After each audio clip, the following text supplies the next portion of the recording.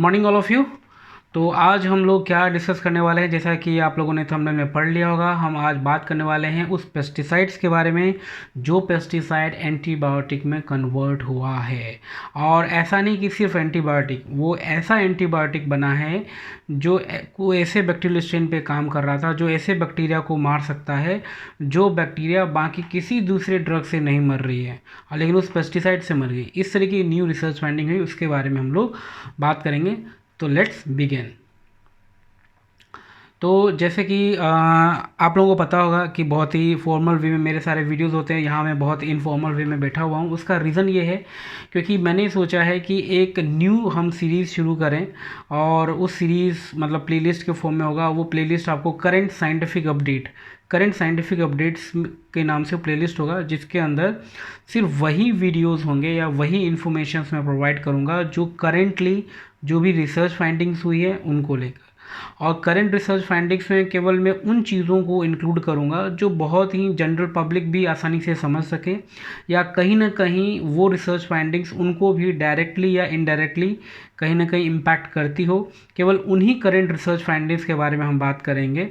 बाकी कभी कभार कुछ ऐसी रिसर्च फाइंडिंग भी होती है जो बहुत ही ज़्यादा इम्पोर्टेंट है, लेकिन वो डायरेक्टली तो नहीं लग रहा, मतलब तुरंत ऐसे तो नहीं लग रहा कि बहुत काम की चीज़ है जनरल पब्लिक के लिए, लेकिन वो एज एन बिग न्यूज़ होती है किसी भी हेल्थ साइंस और टेक्नोलॉजी के फील्ड में।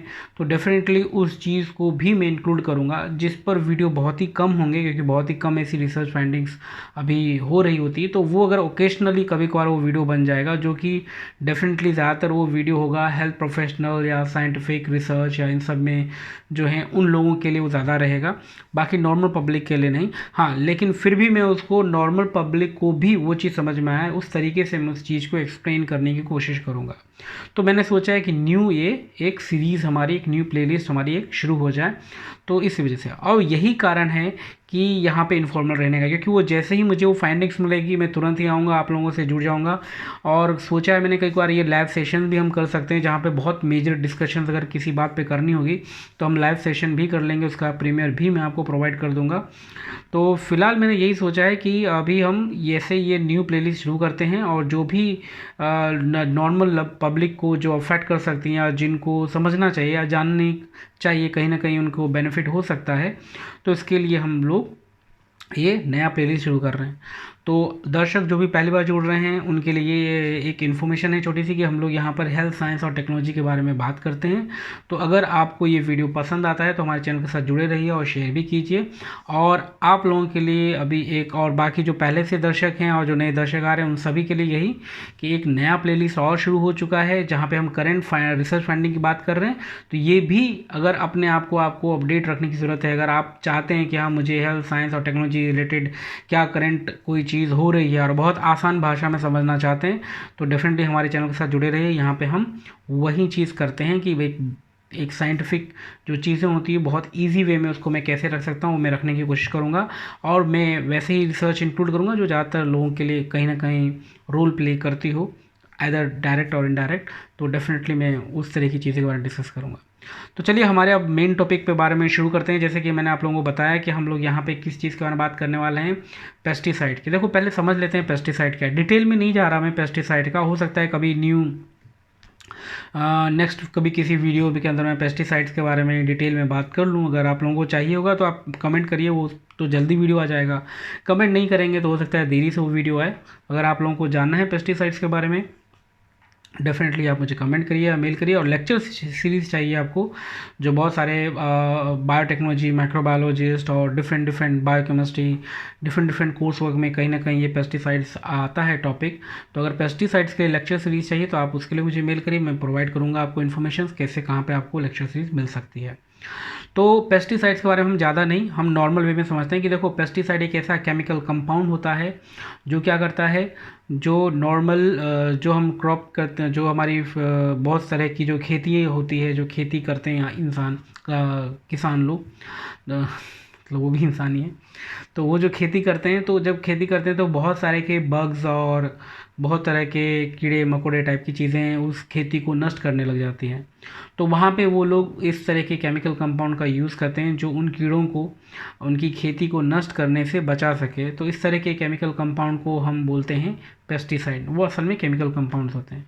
बहुत तरह के पेस्टिसाइड नेचुरल भी होते हैं जिनको सिंथेसाइज नहीं किया जाता है, नेचुरली मिल जाते हैं, लेकिन वो बहुत ही कम यूज़ होता है इस तरह के पेस्टिसाइड्स। स्पेशली जहाँ पे ऑर्गेनिक फार्मिंग होती है वहाँ पे वो लोग नेचुरल बेस्ड जो पेस्टिसाइड होते हैं वो यूज़ करते हैं। लेकिन now days more than 90% I can say सबसे ज़्यादा जो है केमिकल बेस्ड पेस्टिसाइड ही यूज़ करते हैं। हालांकि पेस्टिसाइड्स नुकसानदायक होते हैं हमारी बॉडी के लिए, लेकिन मजबूरी है किसानों की भी यूज़ करने के लिए। और पेस्टिसाइड्स अलग अलग पेस्टिसाइड्स होते हैं, कोई बहुत ज़्यादा डेंजरस है, कोई थोड़ा बहुत है, कोई बिल्कुल कम है, लेकिन डेंजरस इफेक्ट ज़रूर होता है, बहुत सारी की चीज़ें बहुत करता है। तो ये तो था ही था। और तो इसका क्या एंटीबायोटिक, तो आपके लिए बहुत जनरल क्वेश्चन होगा। तो जब पेस्टिसाइड है, जब इतना नुकसान करता है, जब कीड़े मकोड़ों को मारता ही है, तो ऑब्वियस बात है बैक्टीरिया को भी तो मार सकता है। बैक्टीरिया जो सूक्ष्म जीवाणु होते हैं, जीवाणु है ना, जिनको हम सिर्फ माइक्रोस्कोप में देखते हैं, तो वो कौन सी बड़ी बात होगी उसको मारते हैं। बात सही है आपकी, कोई बड़ी बात नहीं हुई अगर वो बैक्टीरिया को भी मार रहा है। लेकिन बड़ी बात कब होती है, जब वो ऐसे बैक्टीरिया को मारने लग जाए जो बैक्टीरिया बाकी किसी दवाई से ना मर रहा हो। अब देखो, जब बैक्टीरिया होता है, जब बाकी सारे मेडिसिन से वो नहीं मर रहा होता है, तो उसको नॉर्मल पहले बोलते हैं ड्रग रेजिस्टेंस। ड्रग रेजिस्टेंस मतलब कोई पर्टिकुलर मेडिसिन है या कोई पर्टिकुलर दवाई है, ड्रग है, उसके अगेंस्ट में क्या हो रहा है, वो बैक्टीरिया नहीं मर रहा, तो वो एक पर्टिकुलर मेडिसिन पे कोई पर्टिकुलर बैक्टीरिया उससे उसको कोई इफेक्ट नहीं हो रहा, तो उसको बोलेंगे ड्रग रेजिस्टेंस।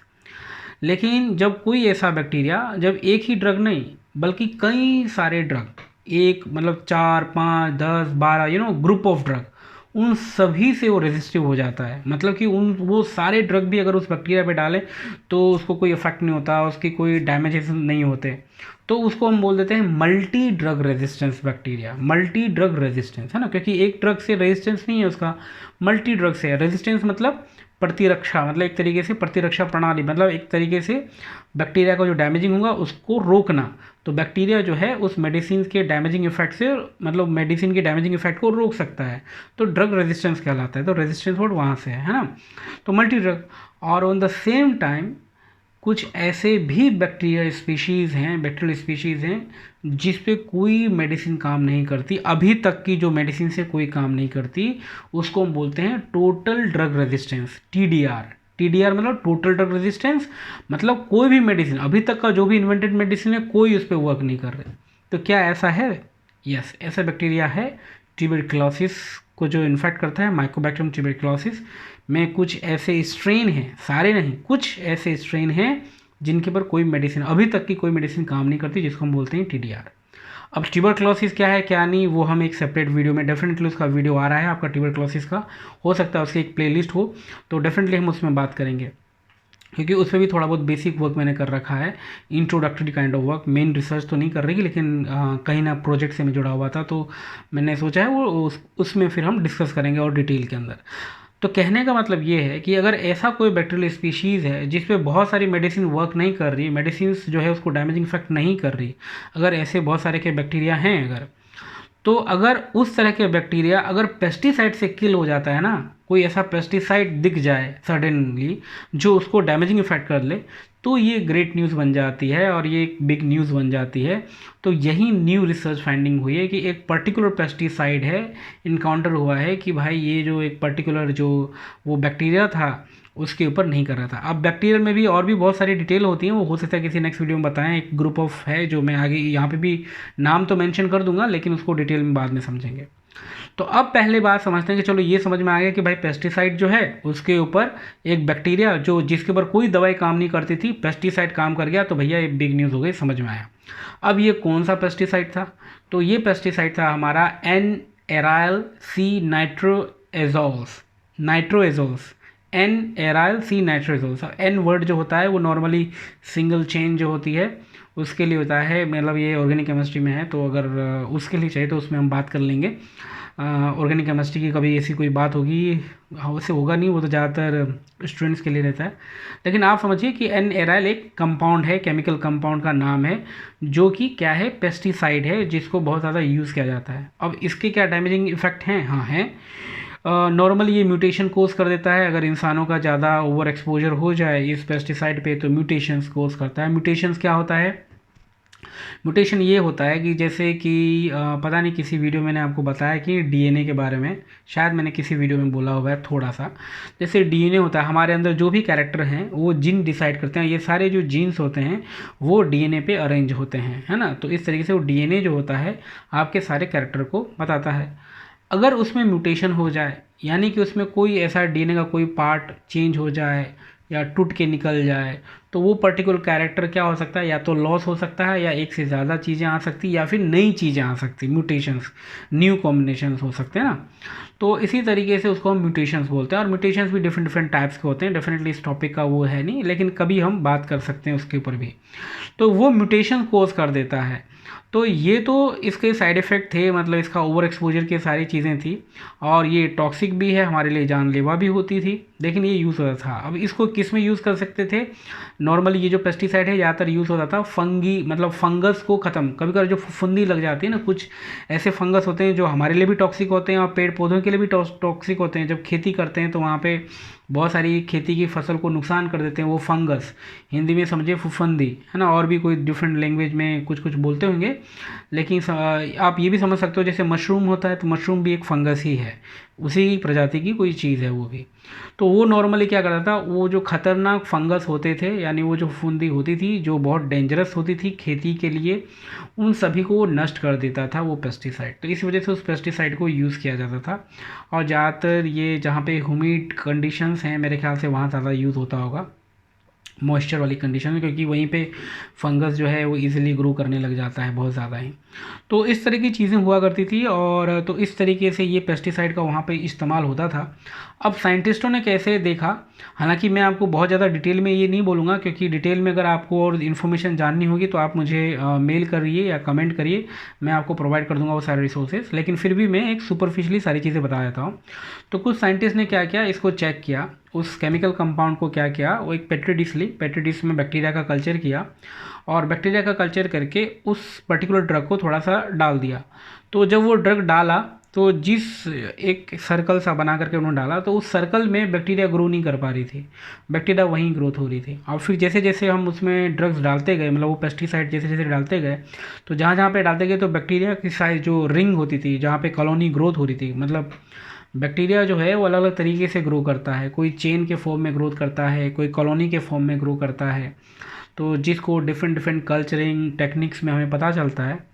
कल्चरिंग टेक्निक्स के लिए एक लेक्चर सीरीज़ है, अगर आपको इम्पोर्टेंट है, अगर आप कॉलेज स्टूडेंट हैं और आपका कहीं टॉपिक है बैक्टीरियल कल्चर एंड ऑल, तो आप मुझे मेल करिए, मैं आपको प्रोवाइड कर दूंगा लेक्चर सीरीज़।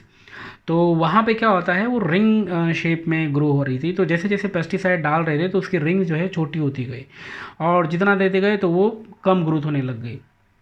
सबसे अच्छी बात क्या थी कि नॉर्मल जब कोई मेडिसिन दी जा रही है या कोई ड्रग दिया जा रहा है बैक्टीरिया को मारने के लिए, तो मान लो माइक्रोग्राम में दिया जा रहा है। माइक्रोग्राम क्या हुआ, यूँ समझिए माइक्रोग्राम जो हम कहते हैं ग्राम का 1/10⁶ कितना होगा, तो 1 लाख होगा ना। तो 1 ग्राम का लगभग 1 लाखवां हिस्सा, 1 ग्राम का 1 लाखवां हिस्सा कहलाएगा हमारा 1 माइक्रोग्राम, है ना। तो नॉर्मली जो मिलीग्राम में होता था, अब मिलीग्राम क्या हुआ, 1 ग्राम का 1000वां हिस्सा। तो नॉर्मली जो मिलीग्राम के अंदर कोई ड्रग यूज़ कर रहे थे हम बैक्टीरिया को मारने के लिए, वहीं इस पेस्टिसाइड को देखा गया तो ये सिर्फ माइक्रोग्राम में, मतलब 1 ग्राम का 1 लाखवां हिस्सा और मिलीग्राम के हिसाब से 1000वां हिस्सा, तो सिर्फ और सिर्फ उतने कम मात्रा में भी, उतने कम क्वांटिटी में भी उस बैक्टीरिया को मार दे रहा था, उसको ग्रोथ नहीं होने दे रहा था। तो ये बहुत ख़ास बात थी इस पेस्टिसाइड के अंदर। एक तो ये सबसे बड़ी इम्पैक्ट, एक तो वो था ही था कि वो एमडीआर पे भी काम कर रहा है, लेकिन जो काम भी कर रहा है तो इसको बहुत ज़्यादा यूज़ करने की ज़रूरत नहीं है। अब इस ये क्या रिलेटेड, ये इम्पोर्टेंट बात है, ये बहुत ज़्यादा इम्पोर्टेंट चीज़ है। यस ये है, क्योंकि ये समझिए अगर बहुत ही कम मात्रा के अंदर अगर बैक्टीरिया उन सब चीज़ों को मार सकते हैं तो ज़्यादा अमाउंट यूज़ नहीं करेंगे। जो ज़्यादा अमाउंट यूज़ करने पे हम लोगों को नुकसान या कहीं और सराउंडिंग चीज़ों को जो नुकसान होता है वो नहीं होगा। तो एक हिसाब से भी वो भी है। और दूसरी बात है भाई, कम अमाउंट यूज़ करना है तो डेफिनेटली आपने रिसोर्सेज बचा लिए, क्योंकि ये खुद भी महंगा है, तो आप पैसे भी बचा लिए, यानी बहुत ही कम मात्रा लो और बैक्टीरिया को मार दो। तो ये था। अब ये जो बैक्टीरिया, जिस टाइप के बैक्टीरिया में यहाँ पे काम किया है, जो एमडीआर बैक्टीरिया हैं, उसको ये बोला गया है, एक इनिशियल नाम है ESKAPE बैक्टीरिया। इसके बारे में कभी हम डिटेल एक डिफरेंट वीडियो में बात करेंगे। ESKAPE बैक्टीरिया, इस टाइप की कोई वैरायटी ऑफ बैक्टीरिया, मतलब ग्रुप ऑफ बैक्टीरियाज होते हैं जो एमडीआर ही होती है, मल्टी ड्रग रेजिस्टेंस ही होती हैं। तो उसके ऊपर इस पेस्टिसाइड ने वर्क किया था और साइंटिस्टों ने पेट्री डिश डाला और सडन हुआ। ये कोई सोच नहीं रहे थे, ये मतलब कुछ कर रहे थे, उसमें सडन उन्हें ऐसा दिख गया उन्हें कि ये चीज़ें हो रही है। फर्दर इनको एनालिसिस की गई है। इसको कंपाउंड का नाम भी OTB021 इस तरीके से नाम भी दिए गए। इसी वजह से आपको डिटेल चाहिए तो मैं प्रोवाइड कर दूंगा, बट ये जनरल पब्लिक के लिए है अभी। तो ये सारी चीज़ें हुई और इस तरह के इसका एक्सपोजर करके इन्होंने देखा और बैक्टीरिया जो है उसमें मर गए। अब उसका जो कंपैरिजन किया गया था एक सिप्रोफ्लॉक्सेसिन जो एंटीबायोटिक है उसके साथ इसका कंपेयर किया गया। तो सिप्रोफ्लॉक्सेसिन मान लो उसके साथ जब देखा गया तो जिसको 2 चाहिए था, मान लो सॉरी 0 मतलब कि जिसको कुछ मिलीग्राम में चाहिए था, तो उसी के कंपेयर में ये हमारा जो ड्रग था वो 0.3 से लेकर के 2 माइक्रोग्राम के अंदर ही ये मतलब इफ़ेक्ट कर रहा था, ये चीज़ों बैक्टीरिया को मार रहा था। तो ये इसमें सबसे खास बात थी। और हालांकि सिप्रोफ्लॉक्सेसिन उस पर वर्क नहीं कर रहा है, लेकिन सिप्रोफ्लॉक्सेसिन एंटेरोकोकस बैक्टीरिया पे वर्क करता है। तो उसी को एक मतलब कंपैरिजन करने के लिए चाहिए ना, तो उसका कंपैरिजन इस पे देखा गया था। तो इस तरीके से इसके अंदर थी और साइंटिस्टों ने इस तरह को इसको डिस्कवर किया। तो डेफिनेटली ऐसा पेस्टिसाइड जो ऐसा काम कर सकता है और हेल्थ केयर वाले लोग हैं तो वो भी अगर कहीं भी बैक्टीरियल स्टैटिक कोई चीज़ों पे वर्क कर रहे हैं तो वो एक बार सोच सकते हैं कि डिफरेंट पेस्टिसाइड्स पे, क्योंकि अभी एक नया पेस्टिसाइड हुआ। ऐसा नहीं कि जितने पेस्टिसाइड्स हमारे पास अवेलेबल हैं सभी को देखा गया कि वो बैक्टीरिया पे अप्लाई करके कि वो बैक्टीरिया को मार रहा है नहीं मार रहा है क्या कर रहा है, ये देखा नहीं गया है। बहुत सौ की स्टडी है, बहुत सौ की स्टडी बाकी है। तो स्पेशली जो हेल्थ सेक्टर लोग हैं जो रिसर्च में इंगेज हैं तो वो लोग इस तरीके के पेस्टिसाइड के बारे में भी सोच सकते हैं, क्योंकि अभी ये N-aryl-C नाइट्रोएजोस पेस्टिसाइड के बारे में अगर ये डिस्कवरी हुई है तो हो सकती है। दूसरा आप ये क्या कर सकते हो कि जैसे इसके अंदर क्या है, नाइट्रोएजोल्स करके है तो फंक्शनल ग्रुप है, तो ऐसा कोई पेस्टिसाइड जो इससे मिलता जुलता फंक्शनल ग्रुप है तो उस फंक्शनल ग्रुप के बारे में, तो उस तरह के पेस्टिसाइड के बारे में आप सोच सकते हो और रिसर्च और फाइंडिंग करके चेक कर सकते हो ये हो रहा है कि नहीं। तो आज के वीडियो में इतना ही, फिर मिलते हैं नेक्स्ट वीडियो के अंदर। नेक्स्ट जो भी टॉपिक होगा उसके नेक्स्ट अपडेट को लेकर या कोई भी नेक्स्ट कंटेंट होगा उसके बारे में लेकर के। लेकिन अभी जाने से पहले आप लोगों को यही कि अगर ये इन्फॉर्मेशन आपको अवेलेबल लगती है तो डेफिनेटली फ्रेंड्स एंड फैमिली में शेयर कर लीजिए। और आप पहली बार आए हैं तो आप सब बने रहिए हमारे चैनल के साथ। यहाँ पे हम आपको करंट अपडेट देंगे हेल्थ साइंस और टेक्नोलॉजी का। जनरल अपडेट बहुत ज़्यादा होंगे जो नॉर्मल पब्लिक के लिए भी इंपॉर्टेंट रखता हो, और कुछ स्पेसिफिक अपडेट होंगे जो स्पेशली प्रोफेशनल्स के लिए इंपॉर्टेंट रखता हो। तो वो सारे अपडेट्स मिलेंगे। अगर आप चाहते हैं अपने आप को अपडेट रखना हेल्थ साइंस और टेक्नोलॉजी के फील्ड में तो डेफिनेटली इस वीडियो के साथ जुड़े रहिए। आपको लगता है कि कुछ इंप्रूव करना चाहिए तो डेफिनेटली मुझे कमेंट करिए, मैं उस पर डेफिनेटली वर्क करूँगा। तो चलिए मिलते हैं नेक्स्ट वीडियो में, तब तक के लिए आप लोग अपना बहुत ख्याल रखिएगा।